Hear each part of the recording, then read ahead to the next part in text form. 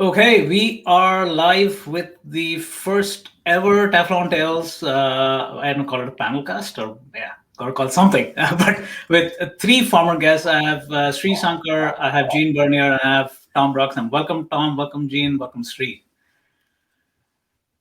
Well, thank you very much for having Hi. me. Thanks for having us, Sachin. Okay, so today's conversation is really about networking, right? I know it's something that is highly, highly relevant in these times, especially given that there's very, very few in-person meetings. So I'm going to kick it off with something that I talked about, and this is an email I got from Catherine Keenan about a year and a half ago. And this was leading up to RSA 2020, the big security conference in San Francisco. And as a blogger and a podcaster, I get a press pass. And as you can imagine, press pass, your email is free form to all of the vendors and sponsors, right? So I keep getting hit with PR pitches. And this particular one was one that actually caught my attention because she had done something with none of the other 200 plus emails that I got, which was she had looked me up and she connected with me about something I had written. And literally my response to her was, I don't care who you represent. I want to talk to them. Right? And every other email I ignored, right? So I'm just going to hit pause over there. I'm going to lay back and have you guys just chime in, and you can go in any which way order. But I think the idea over here is to really talk about what did you feel about that email, and why do you think I responded the way I did, and then what's your own experience been? 1, 2, 3, nodded. I guess. Well, we'll stop being so polite, but I, honestly, I think that's a really great way of going about it to cut through the noise. Is that she did probably something? Well, obviously did something none of the other ones did, where they were just blanketing you with their probably auto-filled copy paste message, going, "Hey, great to see you." Blah blah blah. She actually took the time, invested in you before doing that, and then came back and went, "Hey, this is something very specific that you put out there, and here's why I liked it." And it's just like, well, it's a bit of an ego boost, but B, like she actually showed that she had interest in who you were and not just as a transaction to close on. So I'm not shocked that you gravitated towards having a conversation with her and got right to it. What a great way to break the ice. Personalized, that makes all the difference in the world. There was a video I did a number of months back, and then Gene had posted on there. He's like, "Oh," he said something about the sweater I was wearing. I'm like, "Oh, okay." And then we started chatting a little bit of it online. And he's like, "Well, I'd like to actually get to know my connection. So how about we jump on a call?" And we jumped on a call. But it was because it was personalized, and that can make all the difference in whether it's email, phone, or whatever. But as soon as someone personalizes it and they want to actually know you, you're going to want to talk to them. It makes all the difference. Yeah, I think the time that she took to do the research on you, I think that was key here, right? Again, personalization can be taken in different angles. I'm in marketing, I'm in product management, but in a marketing company. So personalization could be just replacing the standard email with just the person's name. So I thought that she did a great job just reading up on you and doing more research on your background and trying to connect at that level. So Sree, I'm going to ask you something that you and I talked about yesterday, which I found really interesting, and I'm here want to get Tom and Jean's feedback as well. Is so one of the things that we all like, there is no start and end, right? I mean, our days kind of meander from dawn to dusk. And you mentioned something, Sree, that I found intriguing, which is you are more amenable to meeting more people in a short Zoom call than you would to actually go for a physical coffee, because the barrier to that initial meeting is very low, right? So talk a little bit about how has that helped, hindered, and does this also lead to, I don't know, maybe less deep connections, or has it actually worked the other way? And I want to hear other people's views as well. Yeah, I think the number of Zoom calls that I have taken or connected with people have increased, but have we made deep connections? I would say not so much. But I don't know whether it's just my way of interacting. I think I am a very people person, and I love that seeing people in 3 dimensions. I was just sharing with Ashwin yesterday. So I started in HubSpot like during the pandemic, about 10 months ago, when we were in like complete lockdown. So until last Friday, I've never met anybody in person. Like not, it's like I'm not. I was even thinking, oh, am I working for a real company or it's a fictitious company? I've Zoom calls.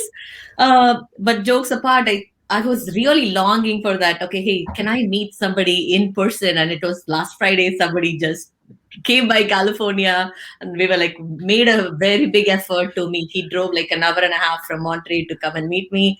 So that felt so refreshing after this lockdown, right? So, with that said, I think I also, during this pandemic, one of the things that I started doing was uh, coaching people on like being a better product manager. So that gave me an opportunity to make a lot of connections. So I've met about 400 people in this 10-month time frame. Now it has helped me in a way. Some connections are deep, but then some connections are more around, okay, very transactional. What am I getting from you, and what do I get in return? So it's, and I feel I can split these Zoom world into, okay, hey, where I have to build trust and relationship, like say in my work environment, and then my social connections. For building trust, I found it a bit difficult. So I've implemented different strategies to figure out how do I build trust in a completely virtual world. Whereas if it's just like, okay, hey, can I, if it's very transactional, I know how to do it well. Kind of, okay, I know how, what I can give you. I may not expect anything from you, but then it's at least I feel I've mastered that aspect of it. And if I have the expectations right, then I'm not disappointed. So, Your thoughts, Tom, Jean? See Tom rubbing his chin. I can see the brain cells working. So I jump on a fair amount of calls, but I find a lot of my connections have really deepened. And some of that is just because people have a lot more time. They're not stuck commuting at work. Some people are just much happier being at home, and they're more willing to actually have a chat with somebody. And for the most part, all I've been working on is, I haven't been working on part of my business. I've just been working on connecting with people. And because I'm connecting with people, it can be easier to be able to deepen a relationship in the sense of, oh, what are you doing? Like, what's going on in your life? And I actually want to know. When I'm in the workplace and it's that you walk in on Monday morning, how are you? How was your weekend? And you're like, oh, I don't want to have this conversation. Just no. And like, even so, as I'm jumping on Zoom calls or different calls, I usually don't get that, how are you? Like if someone asks, they actually want to know. Yeah, and that makes all the difference in the world when someone actually asks, how are you? My son is nearly 9 months old now.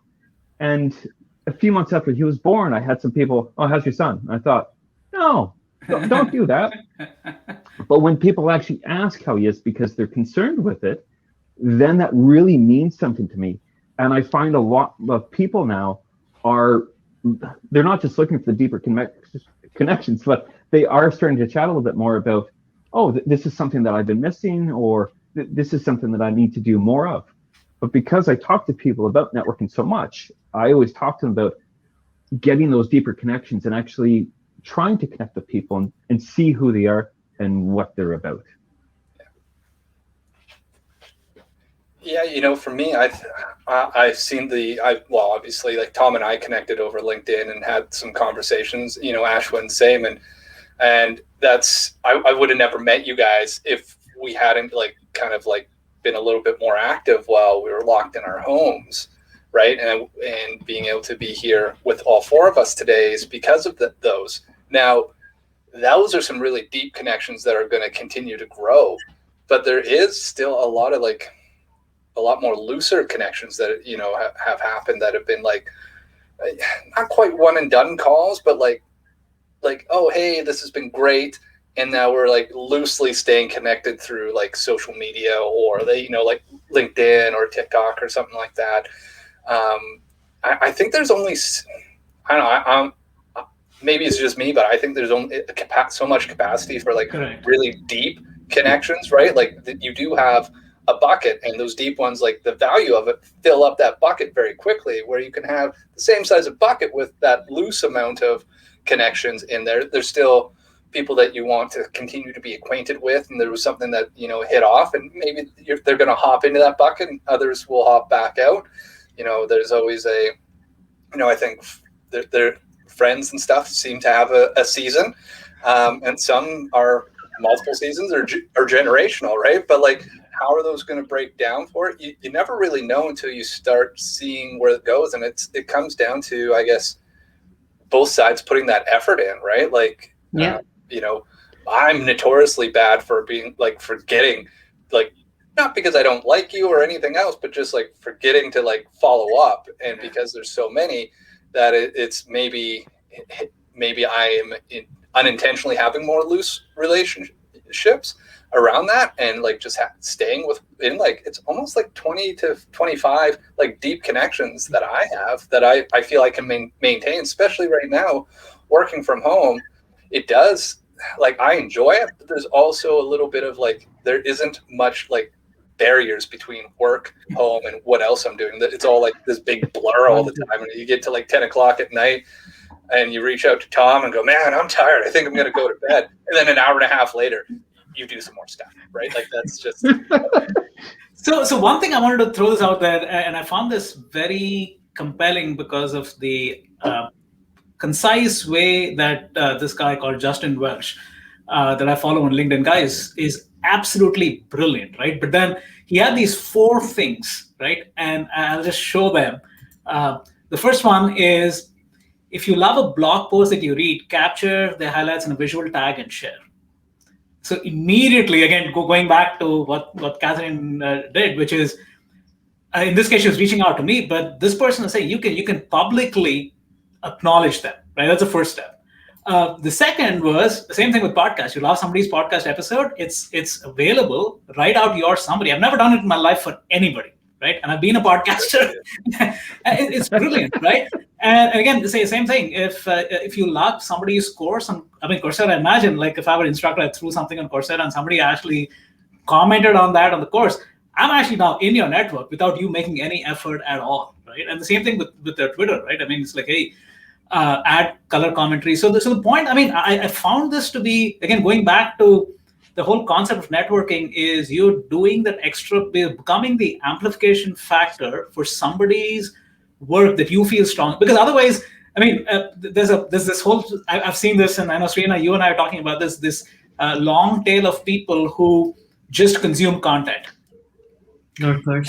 And then there's this quick like, and they move on to life. And for me, I just want to kind of throw this out there and get your, have you seen this? Do you adopt this? And what if somebody were to do this to you and tag you on something that you'd written, what would your reaction be? I think for me, like, there'd be a total ego boost, right? Like, how awesome would it be to open up like your email, like you got from Catherine, or to go to like LinkedIn or anywhere else and find that somebody's taken the time to like what you like, not just liked it, but read it, right, and then got something great out of it, and then felt so inspired that they shared it. When this is my synopsis of this, like that'd feel great. Like that, what a like a. Not a vindication, but like what a validation for the thoughts that you had, and what an encouragement, honestly, to pull more of that out, right? Like, right. How many people maybe are afraid to put something out there because it's not perfect, and like, who am I going to be judged by? Be like, well, that person just went. Be like, wow, thank you. Like, what a public thank you. Your thoughts? I'll let Tom go first. Tom has his beard scratching moment going.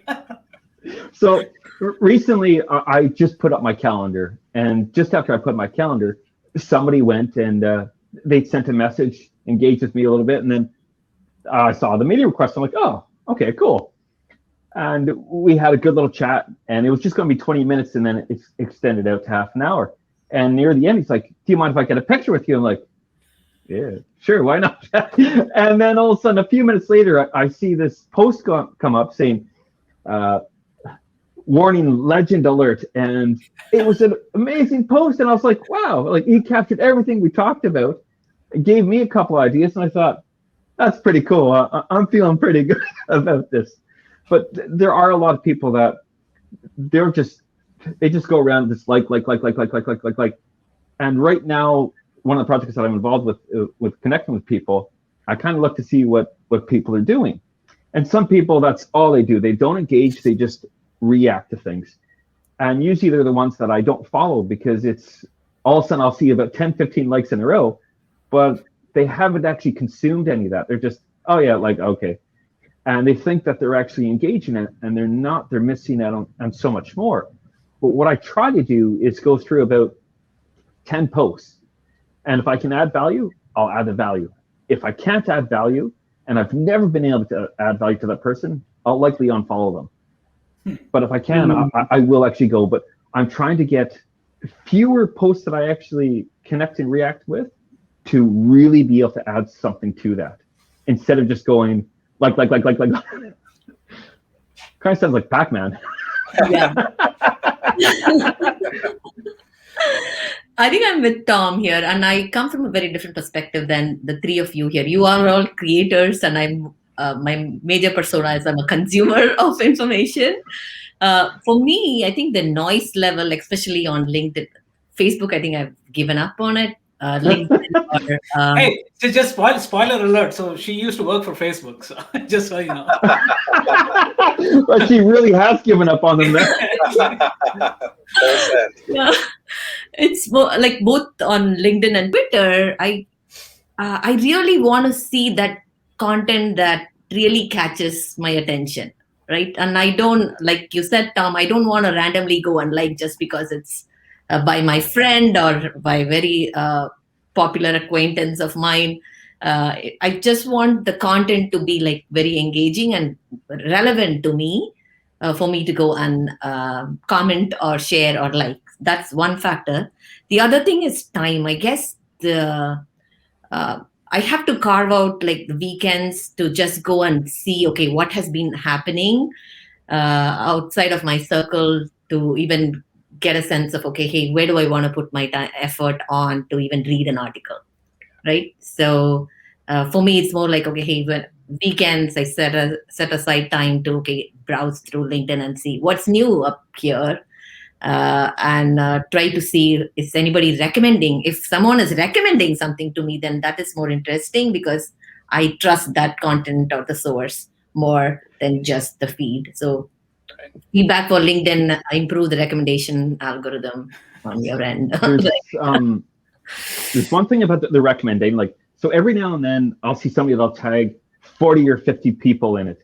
I'm like, no, don't do that. You know, if you're going to tag some people, then it's different to, yeah, like if somebody's talking about networking, they tag me, okay, this is great. If Gene or Ashwin tag me in something, I know it's of something of value. But if all of a sudden Gene goes and tags 40 or 50 people, we're probably going to have a little chat and be like, Gene, just don't do that anymore. Stop tagging me in it. And it kind of depends on what it is. Like, it does have to have that good value, and it has to be for you, not just I'm going to tag 40 or 50 people just so I can get that engagement and all the reactions. Yeah. So one of the things that, again, I know we touched upon this, is that my MO of, and we just talked about going and doing the research about the other person, right? Again, that automatically, and again, luckily I have a job that allows me to do that and forces me to do that, to be blunt, right? Because I interview chief information security, chief privacy officers, and I have to do a social profile of them before getting on a recording with them. So by definition, I've been wired that way. So whoever I talk to, and if I don't do that, then so the other thing is, and this is something that I've seen work every single time. Again, this is just what you mentioned earlier, right? So the bullshit meter, you have to pass that. If you and I know these 10 people and I've done something with one of those connections, okay, you may be worth 15 minutes of my time, right? And then the last piece, and again, I'm lucky to be able to do this, offer this through the Secure Dynamics TechCast, which is my video conversation that I do, is offer them something, right? Which is, and again, it seems odd because 99% of the time they're getting hit with vendors and email marketing messages throwing stuff at them. Here's a, hey, do you want to join? And like, these are all the peers who've been on the show. And so for me, I think that these three things have kind of helped accelerate that trend. But for somebody, let's say in inside sales or somebody who's bootstrapping their business, where you really want to get something out of that, but you have to hold yourself back, how do you kind of navigate through that thing of at what point can even ask for something? And people have like give 10 and then you can ask for one, like even posts on LinkedIn. And I believe that, which is like Tom, what you said, which is going and commenting XXX, and then okay, now you are eligible to post something because you gave 10x that. So is there some kind of formula? Like, how does somebody navigate through that? Well, I'll give a short plug to Bob Berg around the Go Giver, right? Which is, he's got a whole series around that. But like, rule number one is to give more value than you are going to get, paid for, right? Because the impact, then there's 4 other sets of rules, but that last one is the reciprocal, being good at receiving as well, right? So if you're out there giving so much value, at some point it's going to come back to you, right? Through the types of connections that you're getting, through the values that you speak and actually showing up, right? It's one thing to like talk a good game, but do you walk and play a good game consistently, even when nobody's watching? Right. And all those things start to add up. And if you're a good person and people respond to that, they're going to want to share that. They're going to want to work with you. They're going to want to connect with you, because at the end of the day, people connect and work with people they like. End of story. Like that's the secret.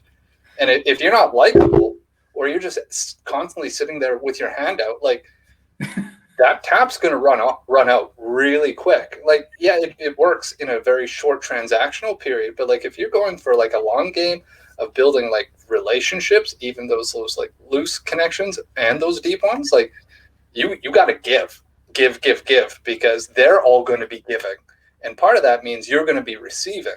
So if you're not giving, well, then you're shortcutting the ability for them to have an opportunity to give to you and to everybody else. Bit of a ramble, but that's true. Yeah. Others, Sree, Tom. I would. I think I have a very different perspective, so I want to hear Tom out before I. So one person that I see that gives a lot, Jonathan Palmer, and he's only on there once a week, and he said he's just gotten so many people that are connecting with him that's why he only posts one video a week. But when you actually look to see how much engagement he's getting, he's just getting tons of engagement. And I always make sure to watch his video. Even if I don't see that on LinkedIn, I'll go look on his page just to go get his video to see all the information that he's giving out. But as we talk about like giving and taking, when I talk to job seekers, and this happens to them all the time, the only time they network is when they're looking for work. And they're looking for something. And the problem is, it's that, hey, Ashwin, do you have a job for me? No? Oh, all right. Hey, Gene, what about you? Oh, you don't have anything else? Sree? Okay, well, I guess I'm done talking to you guys. I'm going to go somewhere else. And job seekers do this all the time. And so many people do that. And they think, well, I'm going to connect today, and then I'm going to get everything that I want. No. Don't go and just expect to get something, because we are selfish. And both of us are asking kind of like, well, what's in it for me? Yeah. And if the first thing you do is just ask for something right away, well, you don't know who I am. And I have some people come up to me and say, well, can you just give my resume out to, everybody you know? Well, I do know a lot of recruiters and people who work in HR and career coaches, but no, because what was your name again? Oh, you want me to recommend you? I don't even know who you are. No. we got to at least connect first before I can help you out, because I don't know who you are, and we haven't connected in any way. Yeah. I think I was reading an article about networking down and networking up, right? So many of us focus on, if you're thinking about career growth, we all try to network up, right? Okay, hey, someone who can help you versus someone you can help. So, and it varies. Like in my scenario, I'm more comfortable networking down because I know what I can give. Right? And I'm very uncomfortable networking up because I'm like hesitant. Okay, hey, maybe they might think that I have something to ask them. But then what I've learned over the years is I need to balance between the two where I feel good about, okay, I have given XYZ, so maybe it's okay to go and ask for ABC from somebody else, right? Just to have those. So I don't feel guilty about doing it on my own. So the give versus receive, the other great learning in 2020 has been, even if I'm networking down, people who have, they have opened up doors for me in many opportunities, right? So I don't want. So what I've learned is I shouldn't differentiate between down versus up, rather than, okay, hey, what I can give, focus only on what I give, and then the get will automatically come at some point. If I don't think of it as like, okay, that's the sole purpose, very transactional conversation where I have to just ask for something. But I wouldn't say there is anything wrong with that too, because I do see many in leadership are extremely busy, and then they would really like to know, okay, why is this person reaching out to me? But then instead of asking for a job, I would recommend, I tell my mentees, because sometimes it's like a cold shot, like reaching out to somebody, ask about what you can learn from, what are you excited about that company, or what tell them why this role is exciting to you, and then ask them whether they can coach you on how to become part of that company, rather than, okay, hey, do you have a job, kind of conversation, right? Though it may not be, so they are not in the pressure to, okay, hey, if I don't have a job, why should I even talk to him? Correct. Right? So there's a different purpose in that cold call or cold conversation on LinkedIn. So yeah, these are some of my learnings. Yeah, so you jumped the gun. Oh, sorry. No. That was going to be my last question for all of you, which is, hey, what was your learnings of 2020? So again, I think that's super useful. I'll save mine for the end. So Gene, why don't you go next? What did 2020 teach you? One or two things from a networking perspective that you unlearned or relearned or learned brand new? That's a great question. And obviously, I'm stalling on the answer, but what I think it just reinforced is getting people trying to get people into a call, and not from a sales perspective, but like if you're connecting with somebody, going, hey, let's chat, right? Like there's been so many good conversations that have been had that have like resulted in great things down the road. You know, like I'm stealing Tom's catch line, like today's connections, tomorrow's opportunity. Like you know, I think that's the biggest thing that was just that keeps coming up, is being open for that and learning how to give, and as well putting yourself out there, right? Like we are our own worst judges, and I've done a lot more video content, starting my own like live cast and being on other platforms like TikTok and stuff. It helps eliminate a bit of that imposter syndrome of just putting it out there, because you never know who it's going to connect with, and let them judge it, right? Like let them, you know, if the market will tell you if what you had to say had any value. And we are, you know, if we're trying to be perfect, I think we miss a lot of opportunities, right? So take it, you know, I'll shrink all that down as like, take every at bat that you can get, because it is so important. That practice will result in such great things. So that would be the key kernel there for me. Tom. One thing that is really important is just reaching out to people, and reach out not just because you need something, but reach out because you're interested in what people have to say. And it was funny, I connected with Katrina, and she was like, oh, networking, who hates networking? And then also we started talking. And then I had to do the ask about, well, what kind of guest are you looking for? You're on your podcast. And she said, oh, well, I'm not looking for a lot of criteria, but let's just have a chat and see what happens. And then we had the chat, and she's like, wow, I need to set you up with this person, this person, this person. And then all of a sudden, I went to walk the dog for a bit. I come back, and there's about 7 or 8 connection requests from her and messages, because all these people that she'd sent messages to saying, I need to connect you with these people. I'm like, oh. And then I jumped on a few different calls, which is how I connected with you, Ashwin, and got on here in the first place. But it's important to go and have that ask, and it's important to reach out to people and talk to people. And of course, Gene ends up saying that today's connection is tomorrow's opportunity, which is something that I say all the time. And it's something I always love to tell people when it comes to networking. Just because, you know, they don't have something for you today or an opportunity for you today, it doesn't mean they won't tomorrow. And one other thing I just want to talk about briefly is think about what can happen once the borders are open again. And you know how you go on vacation and it's, oh, we should keep in touch, and then you never do. This is one of those times that we're really connecting with people all over the globe. And I know this is something that as soon as the borders are open and I can start to go to different places, it'll be, oh, I'm going to that city. Well, who do I know there? Who can I connect with there? How many different meetings can I actually have? And what opportunities do they have for me now that they didn't a year or 2 years from now? You never know what'll end up happening. Yeah, no, very true. So I'll give you 2 things that happened today, which just for me reflect the reality, right? So one is a really good friend of mine, Christina Partner. She and I have known each other for 3 years. I've never once met her in person, right?